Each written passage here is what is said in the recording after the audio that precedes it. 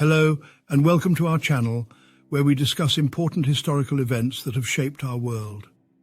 In this video, we'll be discussing the Arab slave trade in Africa. The Arab slave trade was one of the longest and most brutal in human history, lasting for over 1,200 years. We'll also examine why Islam allowed this practice and how it differed from Christianity, where slavery was considered a sin.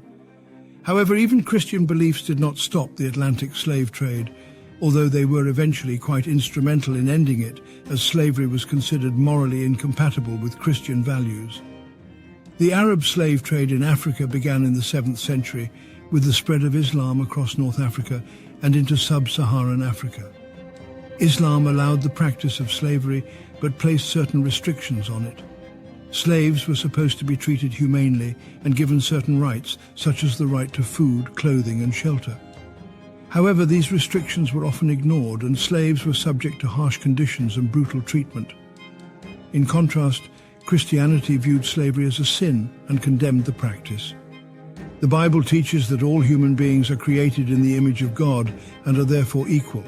Christian abolitionists, such as William Wilberforce and Harriet Beecher Stowe, played a key role in ending the transatlantic slave trade. One of the most brutal aspects of the Arab slave trade was the practice of castrating male slaves. Castration was used as a means of limiting the social mobility of male slaves and preventing them from having children. This practice, combined with the fact that Arab societies did not distinguish slaves by ethnicity, meant that there was no significant black population in Arab countries as a result of the slave trade. The Arab slave trade was a violent and inhumane practice. Slaves were often captured through violent raids on African villages and communities. Once captured, they were subject to harsh working conditions, forced to work long hours with little or no rest. Slaves were often separated from their families and communities and were subject to physical abuse, torture and mutilation. Despite the brutal nature of the Arab slave trade, it persisted for over a millennium. The trans-Saharan and trans-Indian Ocean slave trades continued until the 19th century, with the trade in East Africa ending before the trade in West Africa.